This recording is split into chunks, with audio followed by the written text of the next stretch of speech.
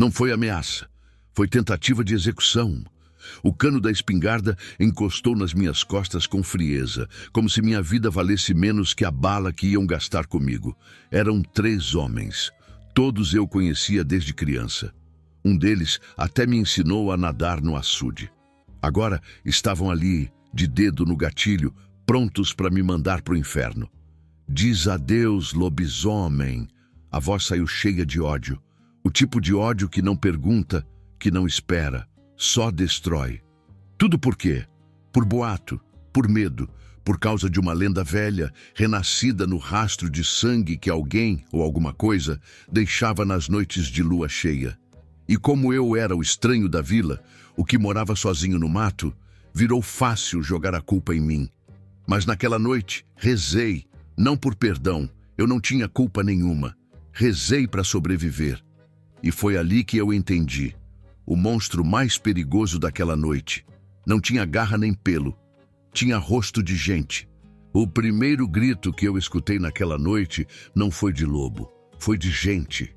Grito doído, desesperado, que vinha cortando o ar como faca em couro cru. Eu estava no terreiro de casa, sentando na mureta de pedra, olhando a lua grande e cheia que brilhava por cima da serra como se estivesse vigiando tudo. A brisa quente do sertão soprava fraca, trazendo cheiro de terra e mato. De vez em quando, um uivo distante quebrava o silêncio. Mas naquela noite, tinha alguma coisa diferente no ar. O peso era outro. Levantei devagar, olhando na direção do som. Era lá do lado da vila, perto da casa de Dona Ricardina. O coração disparou sem pedir licença. Corri para dentro, peguei a lanterna à pilha e fui pela estrada de barro, rezando baixinho para não ser o que eu estava pensando. Só que lá no fundo, eu já sabia.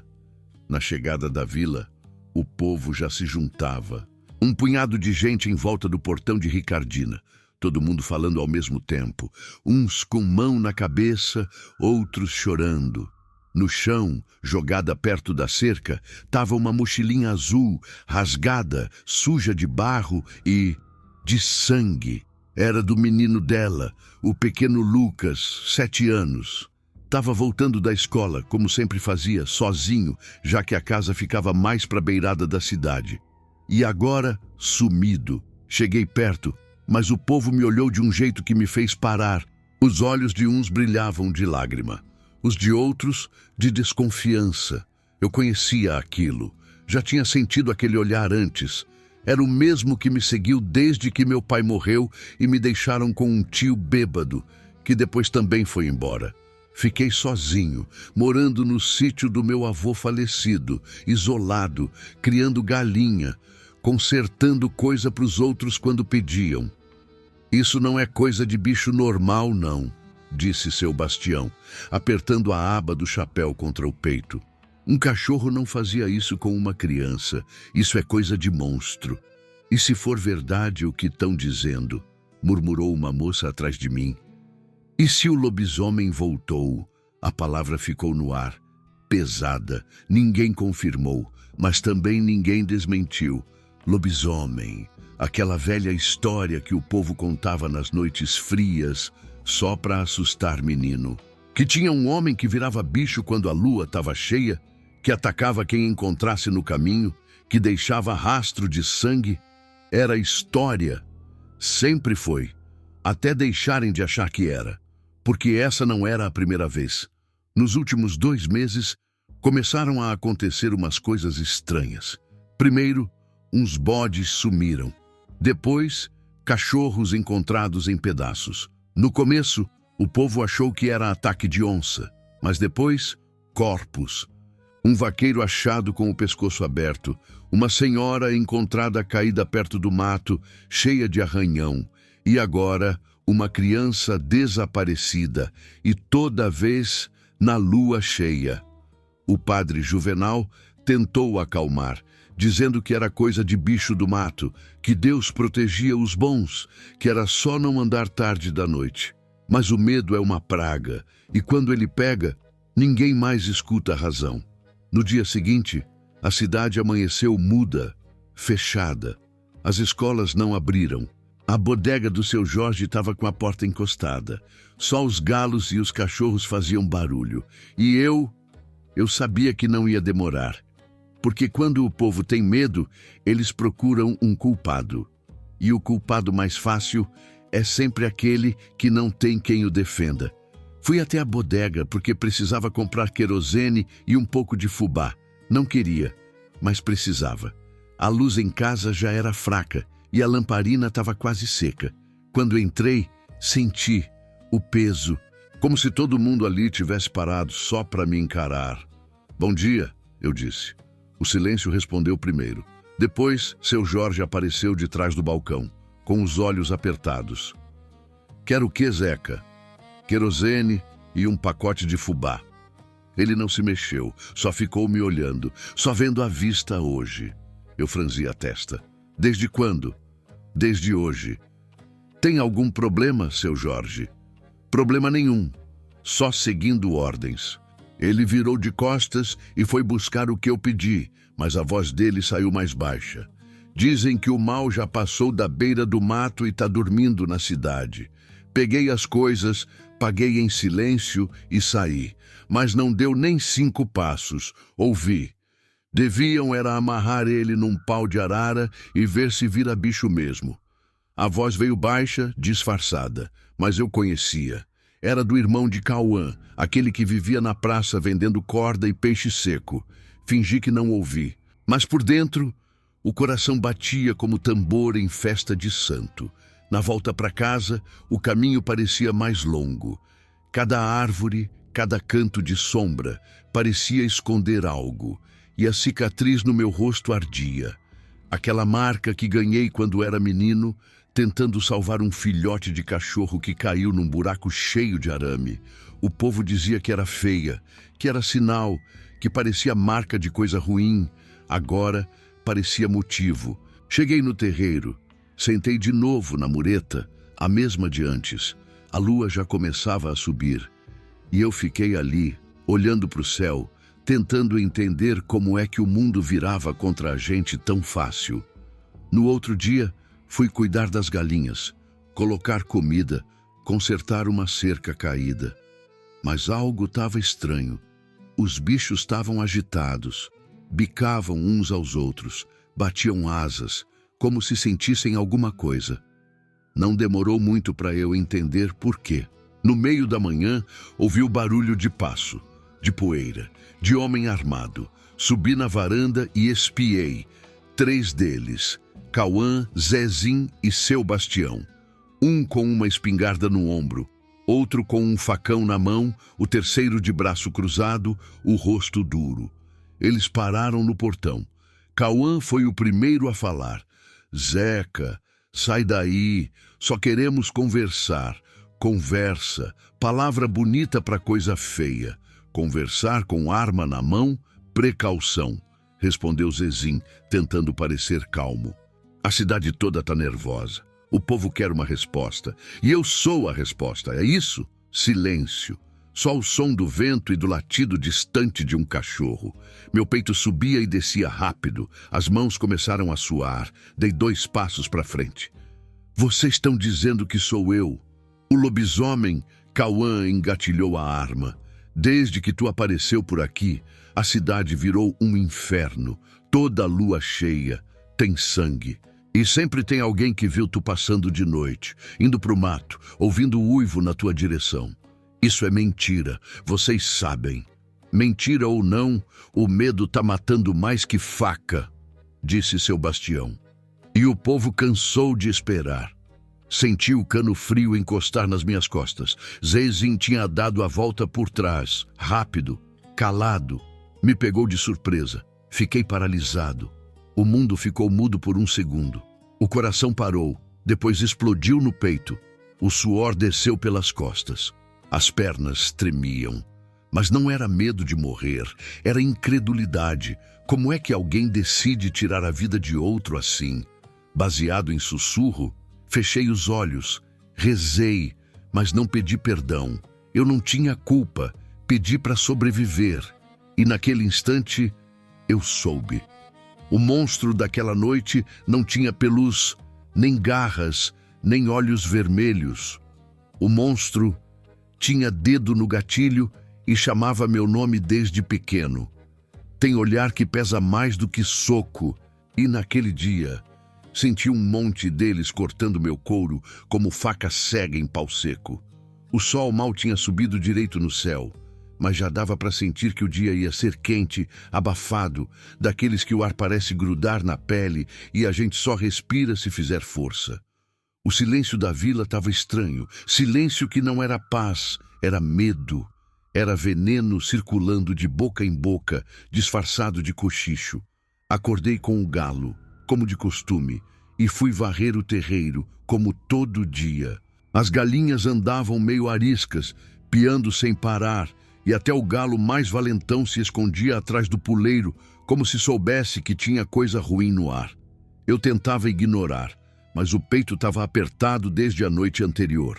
Aquela cena com os homens no meu portão, espingarda na mão e dedo leve no gatilho, ainda queimava na lembrança. Peguei minha velha bicicleta, a de pneu remendado, e decidi ir até a vila de novo. Precisava buscar um arame para o chiqueiro e ver se alguém precisava de ajuda com o conserto. Apesar de tudo, ainda era o que eu fazia. E se eu ficasse em casa o tempo todo, aí sim iam dizer que estava me escondendo. Pedalei devagar, sentindo o olhar das casas me seguindo. Tinha janela fechada, mas cortina se mexendo. Tinha criança olhando por fresta. Tinha silêncio demais para uma manhã de feira. Quando cheguei na praça principal, vi um grupo de homens sentados nos bancos de cimento. Todos pararam de falar quando me viram. Um deles, Tonho do armazém, mascava um pedaço de palha e apertava os olhos como quem mede animal de rinha. Fingi que não vi. Desci da bicicleta e fui direto para a bodega de seu Bastião. Logo que entrei, o cheiro de farinha, café e remédio de mato me envolveu. Mas junto com ele veio o mesmo clima doentio de ontem. Tava mais forte agora, mais amargo. Bom dia, seu Bastião, falei, forçando a voz para sair firme. Ele nem respondeu. Ficou atrás do balcão, mexendo numa gaveta como se eu não tivesse dito nada. Só depois de uns segundos, sem me olhar, ele resmungou. Vai querer o quê? Um rolo de arame fino e, se tiver, uns pregos também. Ele saiu andando sem dizer mais nada. No fundo da loja, ouvi ele falando algo baixo com alguém. Não entendi as palavras, mas entendi o tom. Era o tipo de conversa que nunca acaba bem para quem está do lado de fora. Enquanto esperava, olhei ao redor. Tinha uma mulher no canto, segurando uma criança no colo. A menina devia ter uns 5 anos e me olhava como quem via um bicho. A mãe puxou ela para o lado, sussurrando, Não olha, minha filha, fica quieta, aquilo me bateu fundo. Eu não era o lobisomem. Mas para os olhos deles, já tinha virado. Aqui, disse seu Bastião, jogando o rolo de arame em cima do balcão com força. É melhor você pagar adiantado. Tem gente que não quer saber mais de fiado. Eu sempre paguei. O senhor sabe disso. Os tempos mudaram. Mudaram para quem? Perguntei olhando firme para ele. Para o homem que trabalha e mora sozinho? Ou para o povo que acredita em história de lobisomem? A tensão era palpável. Até a criança parou de se mexer no colo da mãe. Tem coisa que nem precisa ser provada, ele respondeu. Basta ver os sinais. Desde que tu chegou aqui, Zeca, o mato não teve mais sossego. Eu não sou matador, nem de bicho, nem de gente. Mas é estranho, e no tempo que estamos, ser estranho já é perigoso. Paguei! Cada nota suada do meu bolso saiu com gosto de raiva. Saí da bodega com a cabeça quente e o coração batendo forte. Lá fora, o grupo de homens ainda estava lá. Um deles deu um assobio baixo quando me viu. Olha aí o bicho do mato, disse em voz alta, rindo. Veio buscar corda para se enforcar ou para pendurar as vítimas? O riso se espalhou, mas eu não ri. Parei. Olhei bem para a cara dele, um tal de Didi, que já tinha me pedido conserto de rádio e nunca pagou. E respondi, calmo. Quem ri do outro hoje pode chorar por si amanhã. A verdade não precisa correr. Ela sabe esperar. Continuei andando. A bicicleta na mão, o peso do arame no ombro.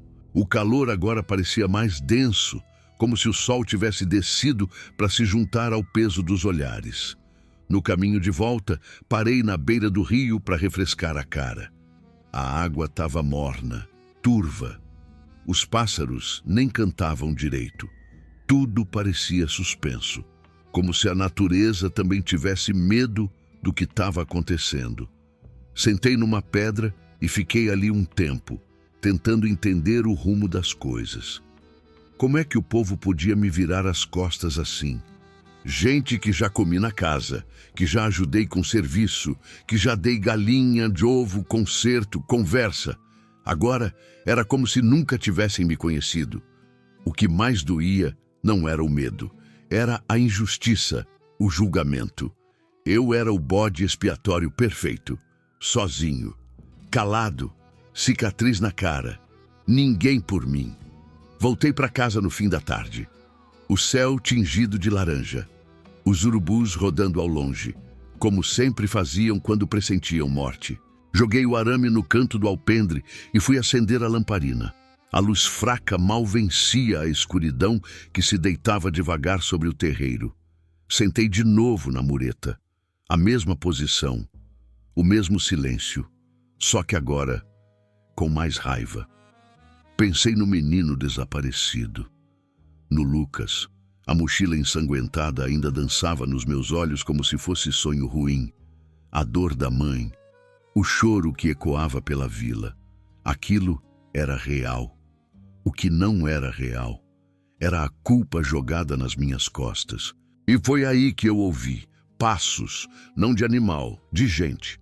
Levantei devagar, peguei o facão que sempre deixava atrás da porta e caminhei até o portão.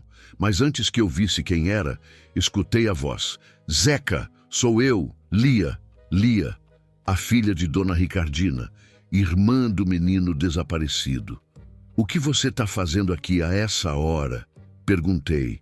Abrindo o portão, ela estava pálida, os olhos vermelhos de tanto chorar, mas firme, corajosa.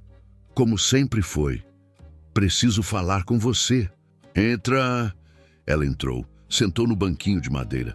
Ficou uns segundos em silêncio, olhando para o chão. Depois, ergueu os olhos e disse: eu ouvi o que o povo está falando. Que é você? Eu sei, mas eu vi outra coisa. Meu coração parou por um instante. Como assim? Na noite que o Lucas sumiu, eu tinha acordado para beber água. Estava quente, muito quente. Fui na cozinha, olhei pela janela e eu juro por tudo, eu vi um vulto enorme, pulando o muro do nosso quintal. Vulto! Era grande, andava torto, parecia bicho, mas também parecia um homem. Só que tinha olhos vermelhos e pelos nos braços, e eu fiquei paralisada. Só depois percebi que, ao longe, no mesmo momento, você estava passando de bicicleta, indo na direção contrária. Eu vi, eu juro que vi. Fiquei em silêncio. O nó na garganta era grande demais para a palavra. Você precisa falar isso para o povo, disse eu, tentando controlar a emoção. Eu sei, eu vou, mas tem gente que não vai querer ouvir. Eles já escolheram você, porque é mais fácil, é mais rápido. Ela me olhou nos olhos, de verdade. Mas eu vou contar, porque o medo deles não pode matar a verdade. Naquela hora, senti uma força estranha brotar no peito. Pela primeira vez em dias, alguém me olhava como ser humano. E foi aí que entendi. O verdadeiro monstro daquela cidade não uiva, ele sussurra na orelha de quem prefere o boato à justiça. Dizem que o bicho ataca à noite. Mentira. O pior bicho me esperou ao meio-dia, debaixo do sol quente. Um sol que descascava o chão do terreiro como se o mundo estivesse derretendo por dentro. Era dia de feira, mas a cidade andava calada. Os passos eram mais curtos, os cumprimentos mais secos, os olhos mais fugidios. O medo já tinha virado parte da mobília de cada casa, ocupando espaço ao lado do rádio, do retrato dos filhos, do terço pendurado na parede. Eu estava na varanda, limpando o facão. A lâmina velha, mas ainda afiada, refletia o brilho do sol como se cuspisse fogo. O arame que comprei no dia anterior ainda estava enrolado num canto, esperando ser usado. Eu planejava consertar o cercado das galinhas naquela tarde, mas uma agonia dentro do peito me dizia que o serviço ia ter que esperar. Meu cachorro, o Bruto, não parava de andar de um lado para o outro, rosnando baixo, a orelha em pé. Ele nunca fazia aquilo sem motivo. Foi então que senti. Primeiro, foi a poeira subindo no horizonte. Depois, o som abafado de botas pisando firme. E, por fim, os vultos se formando no calor tremeluzente do meio-dia.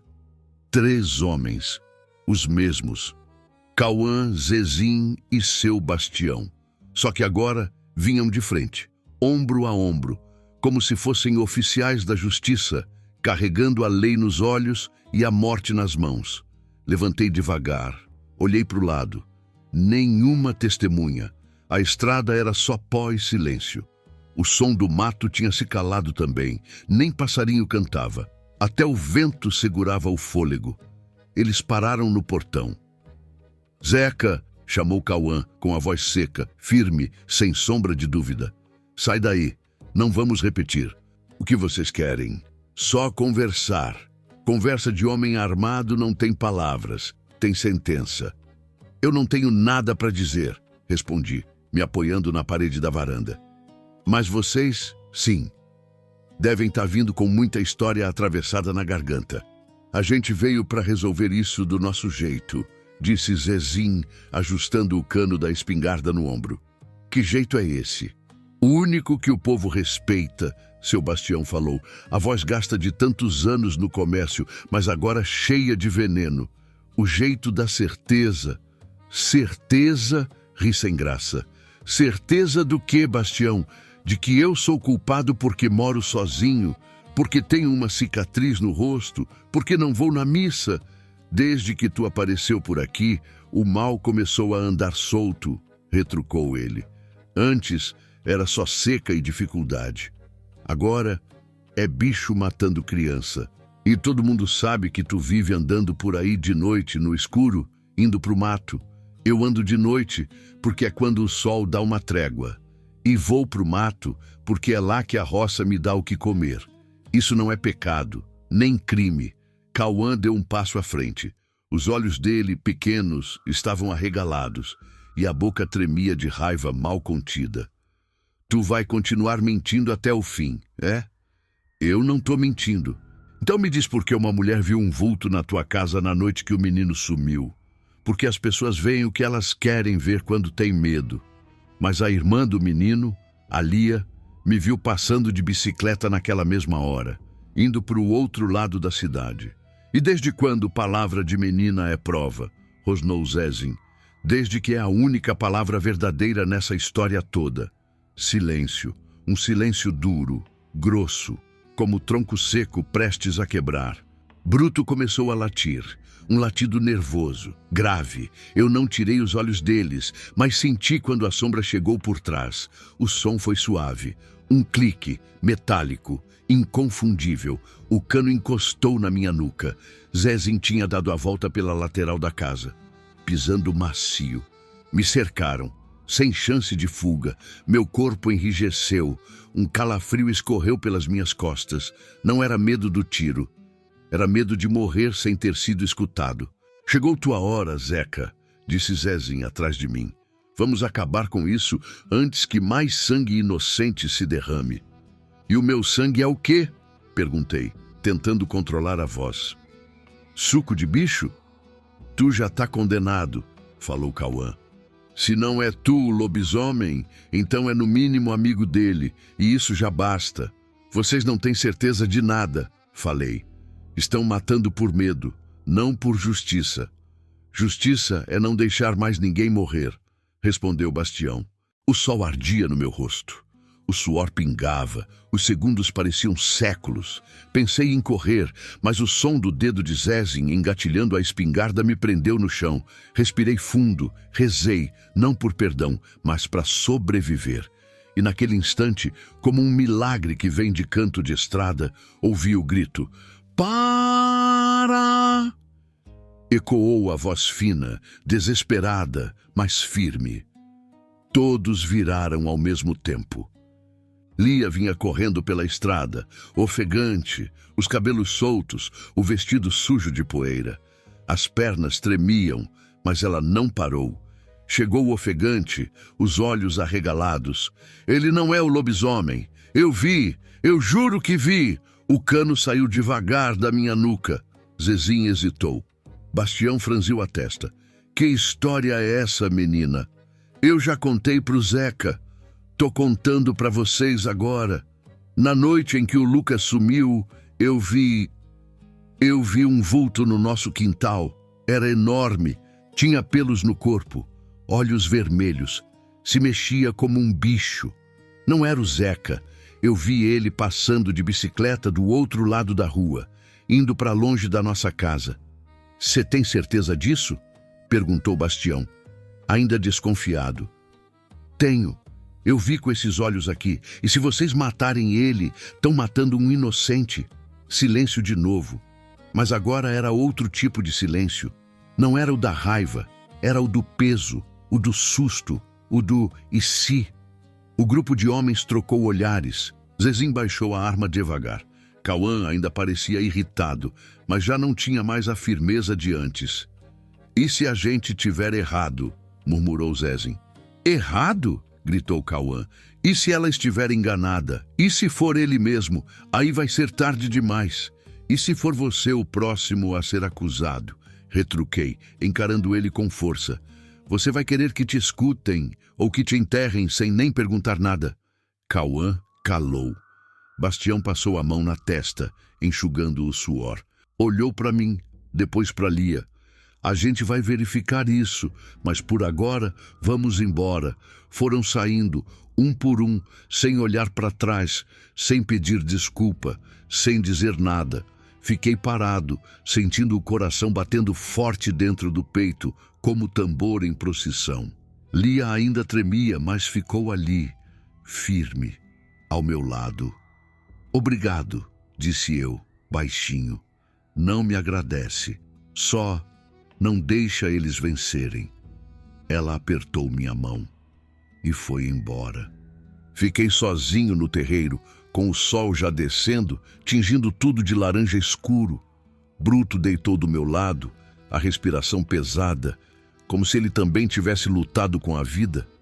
E eu entendi ali, de uma vez por todas. A cidade estava doente, mas a doença não era o lobisomem, era o medo, era a pressa, era a fome de justiça feita com as mãos sujas do preconceito. E o monstro, aquele que todos juravam ver no mato, estava vestido de gente. Às vezes, é no berro pequeno que a verdade aparece, grito fraco, vindo da boca de quem ninguém ouve, mas que tem força de trovão quando o silêncio se acostuma demais com a mentira. O que a menina fez naquele dia foi mais que coragem. Foi faca atravessando o couro grosso da ignorância. Lia, com a voz embargada, tremendo dos pés até a raiz dos cabelos, desarmou 3 homens que vinham decididos a me apagar da vida como quem apaga um risco de giz no chão. Depois daquele momento, o ar ao meu redor parecia ter voltado a circular. O cano da espingarda sumiu das minhas costas, os passos pesados se afastaram e a poeira levantada pela saída deles foi ficando para trás. Mas o peso ficou. O que não disseram com palavras, deixaram estampado nos olhos. O povo podia até recuar, mas não esquecia, e quando alguém acredita numa mentira, a verdade, por mais alta que grite, demora para fazer morada. Naquela noite, fiquei sentado no terreiro até as galinhas começarem a dormir. Bruto deitado ao meu lado, ainda em alerta. A lembrança do cano gelado na minha nuca me fazia suar mesmo com o vento esfriando. Mas era a voz de Lia que martelava na minha cabeça. A firmeza dela, mesmo cercada por homens armados, dizendo com convicção o que viu, o que ela testemunhou com os próprios olhos. Aquilo me salvou.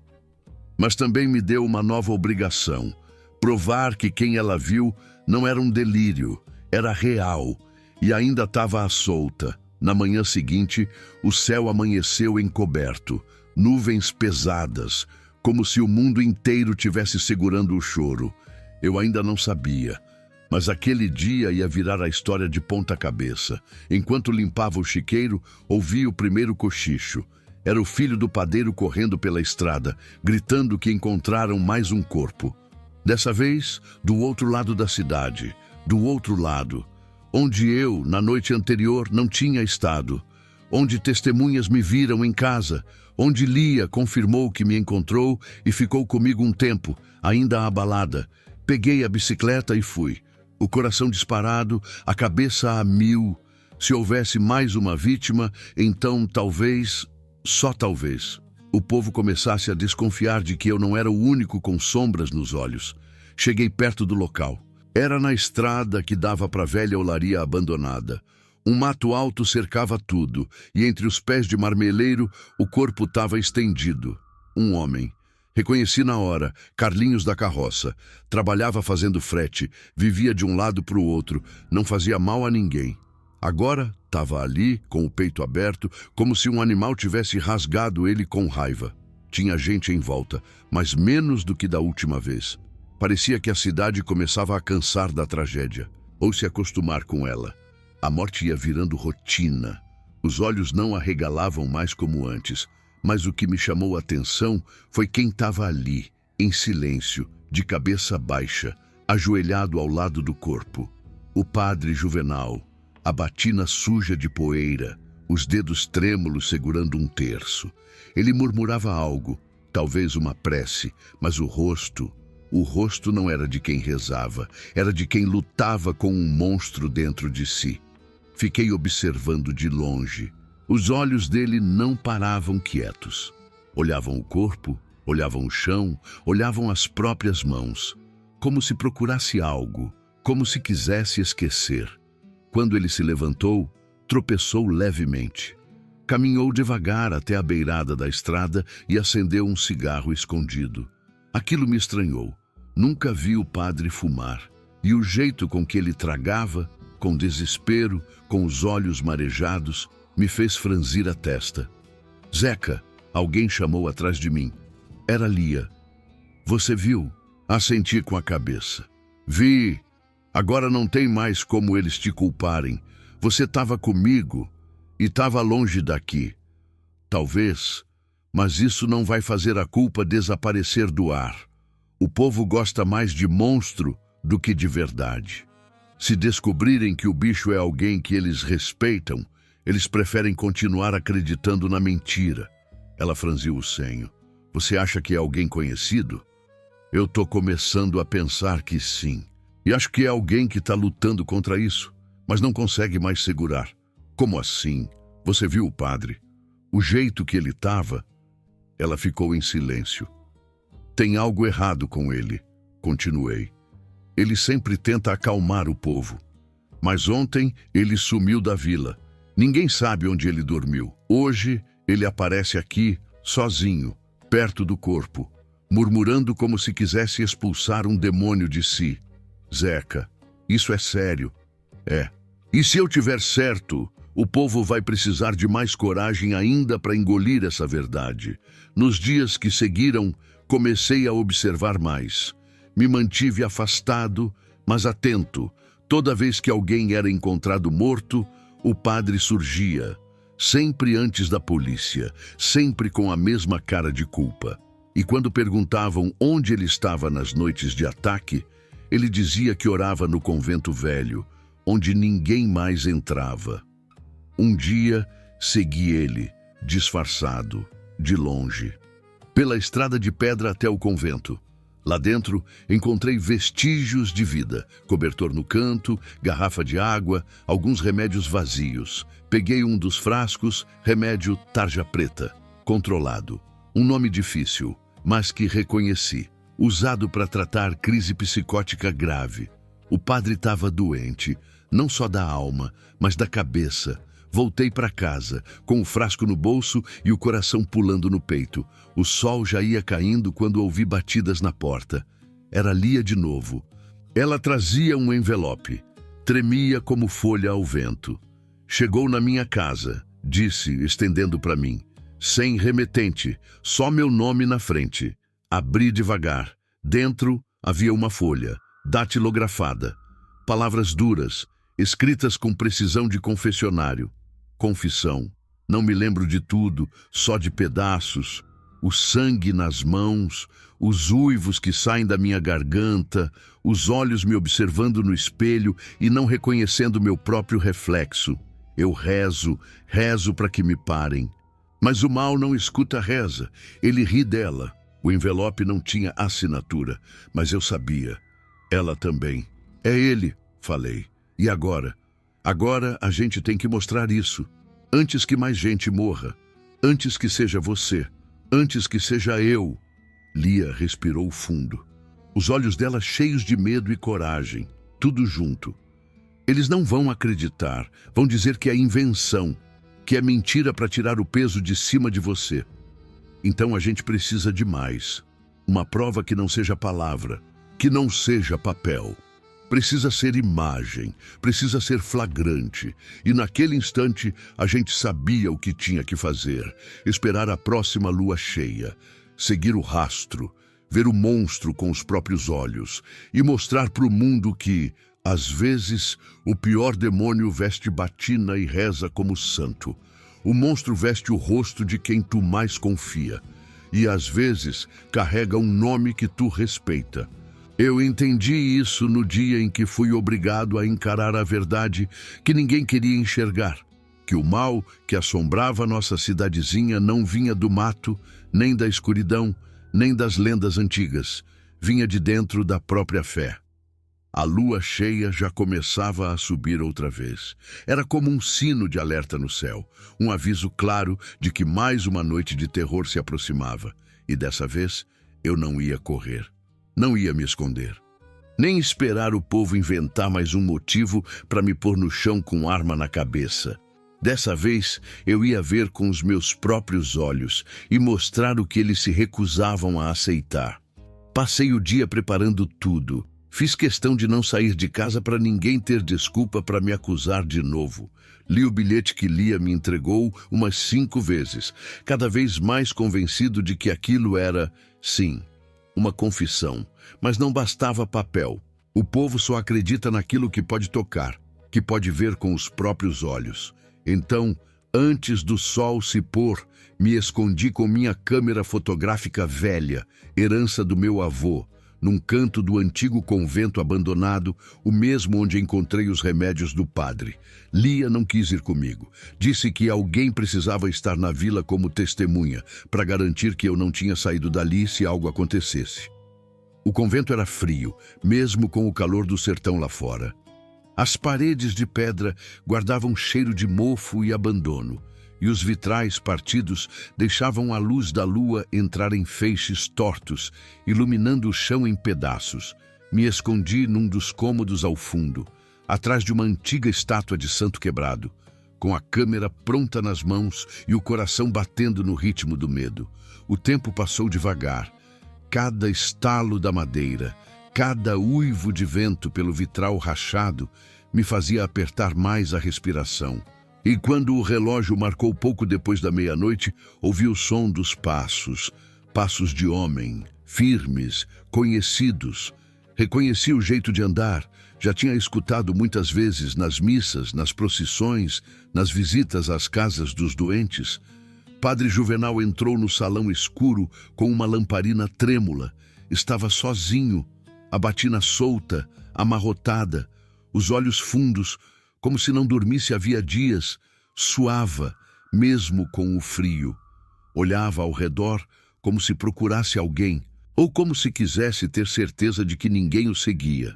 Não falou nada, apenas caminhou até um canto da sala, se ajoelhou e começou a rezar. Mas não era uma oração comum, era mais uma súplica, uma conversa com algo que o torturava de dentro para fora. Eu não quero mais, ele murmurava. Eu não quero ser isso. Por favor, me livra disso. Deus, me escuta. Ele tremia. O corpo se curvava como se fosse quebrar. Começou a arranhar os próprios braços, primeiro devagar, depois com força. O sangue apareceu, o rosto dele se contraía de dor, e então os uivos começaram, mas não vinham de fora, vinham dele. Aos poucos, o homem começou a se transformar, não como nas histórias que o povo contava, cheias de mágica e efeito. Era pior, era real. Um surto, um rompimento de sanidade. As mãos se fechavam como garras, os dentes se batiam, os olhos reviravam. Ele urrava, rasgando a própria batina, o rosto se retorcendo de um jeito que não parecia mais humano.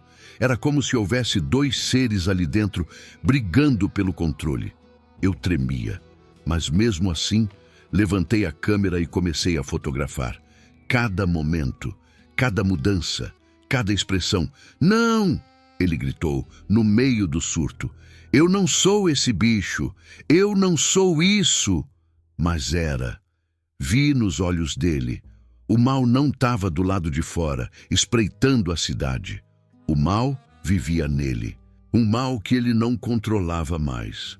A cena durou minutos, mas parecia uma eternidade. Até que ele caiu no chão, de joelhos, exausto, arfando como um animal ferido. Depois, se levantou cambaleante, recolheu os pedaços da batina, limpou o sangue dos braços com um trapo e saiu pela porta dos fundos.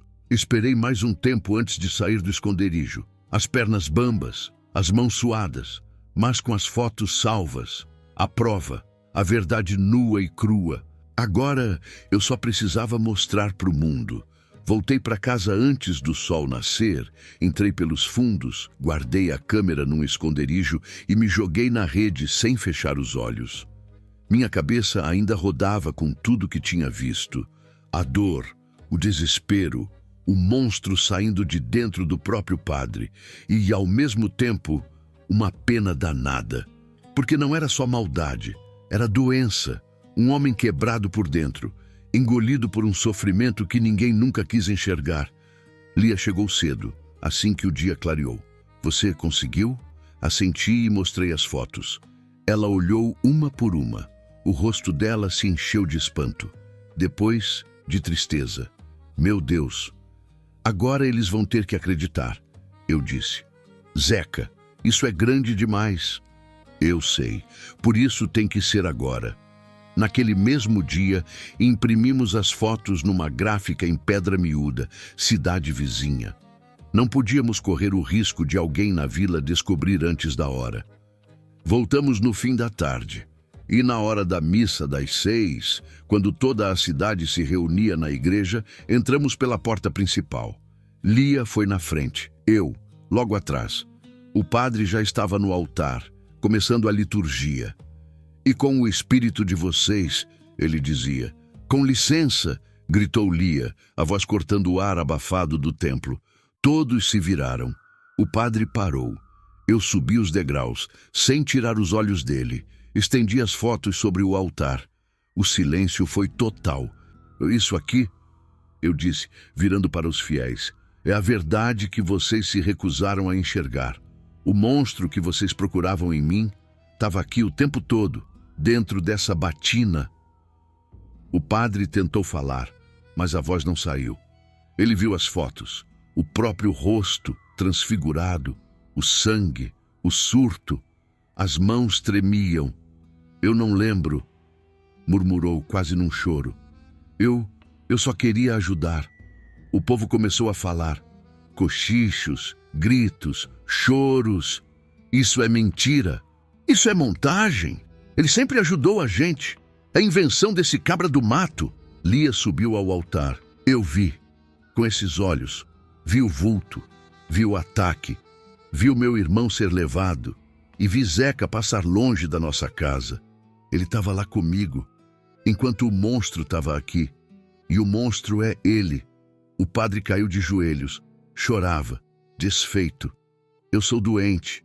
Eu tentei controlar, eu rezei. A comoção foi geral. Alguns choravam, outros queriam linchá-lo ali mesmo, mas uma coisa ficou clara: eu era inocente. A verdade tinha vindo à tona. A polícia foi chamada. O padre foi levado sob custódia, diagnosticado com um distúrbio severo, surtos de dissociação e agressividade noturna. Uma tragédia. Sim, mas real. E, finalmente, revelada. A vila entrou em choque. A fé foi quebrada. A confiança destruída. Mas, acima de tudo, o medo foi substituído por silêncio.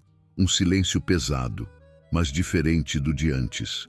Era o silêncio de quem reconhece a culpa, não a do padre, a própria, de ter apontado dedos sem olhar nos olhos, de ter quase matado um inocente por conta de boato.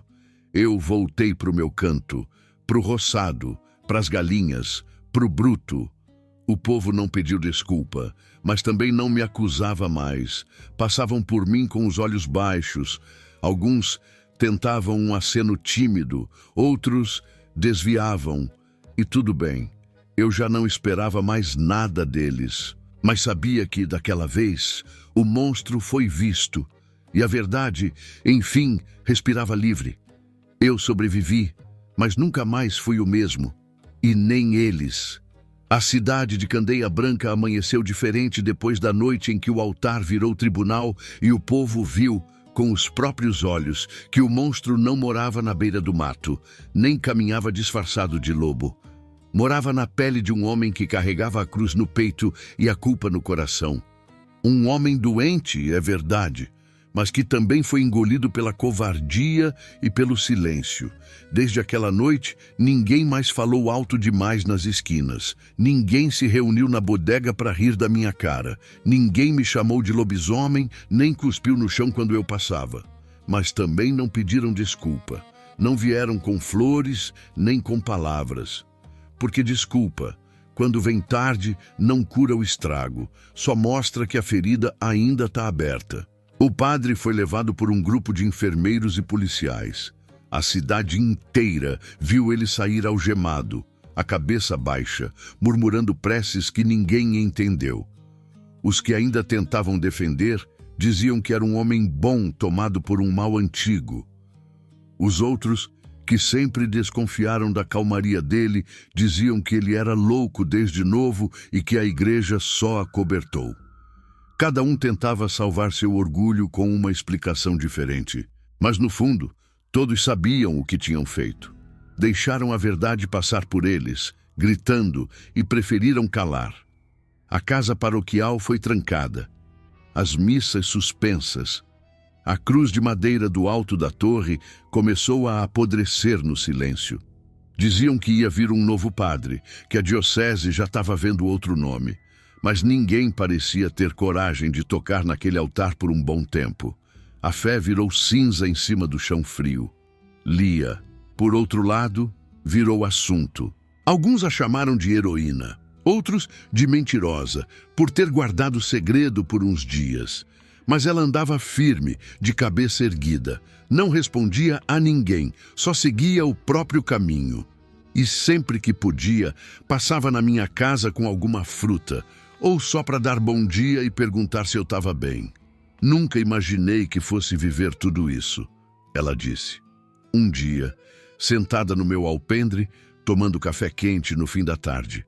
Sempre achei que essas histórias de lobisomem, maldição e essas coisas fossem só bobagem de velho. Mas agora, eu não sei mais o que é verdade ou invenção. Não foi o sobrenatural que fez isso, Lia, respondi.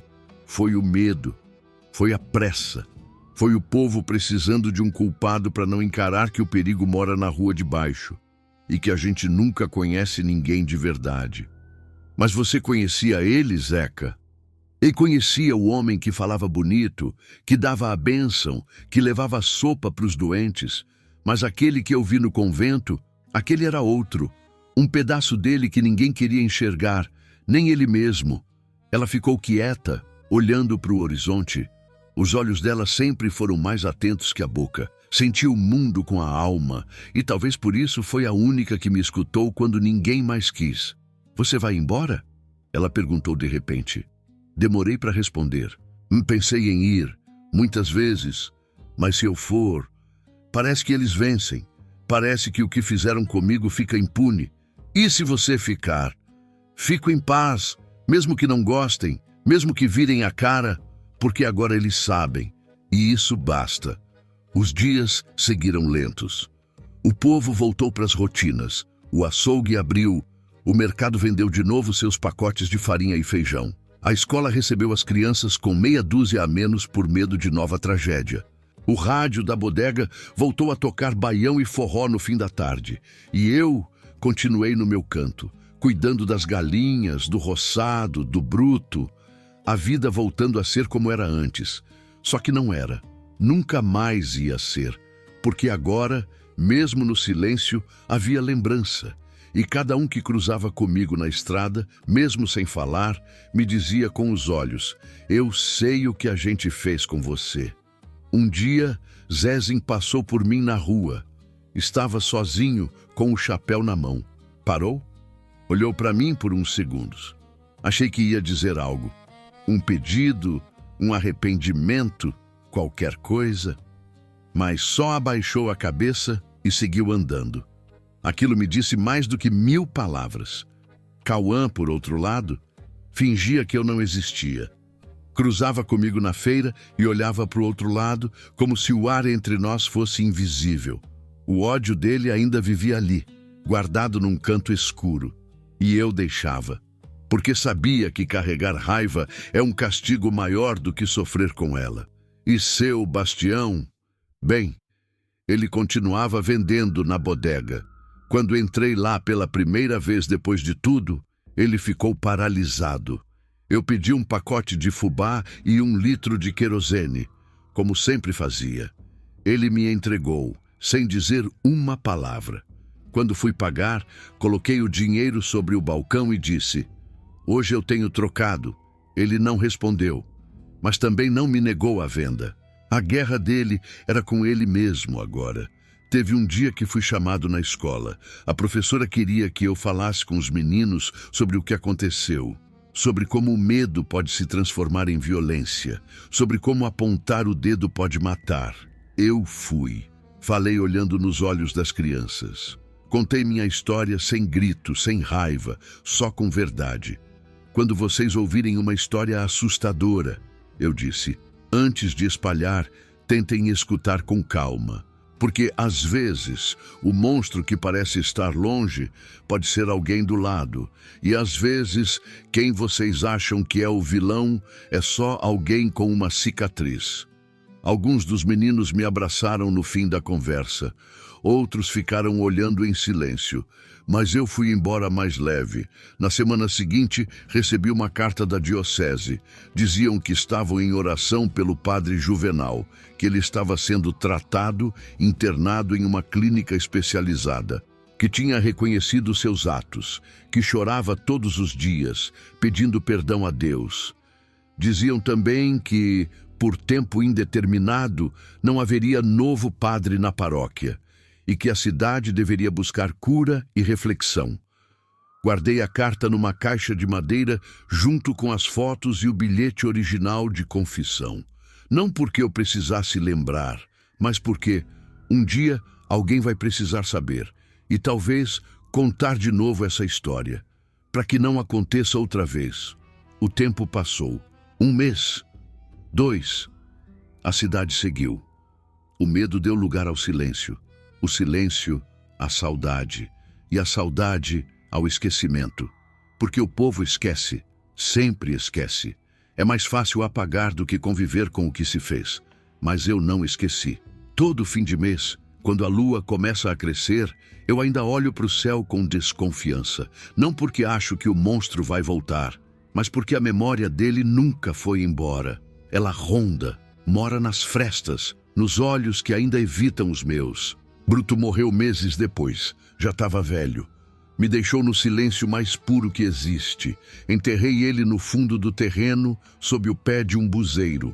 Foi o único que ficou do meu lado o tempo todo, sem perguntar, sem duvidar, sem exigir explicação.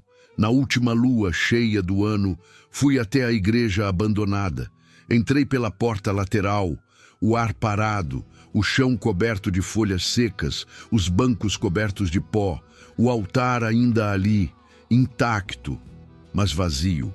Sentei no último banco, não para rezar, mas para lembrar da minha vida antes da caça, da cidade antes do medo, da inocência que eu perdi e da força que eu ganhei. Porque a verdade me salvou, mas também me endureceu. Eu nunca mais fui o mesmo, e nem eles, e no fim das contas, acho que é isso que resta para quem sobreviveu ao inferno: seguir em frente, com o peito marcado e os olhos mais atentos.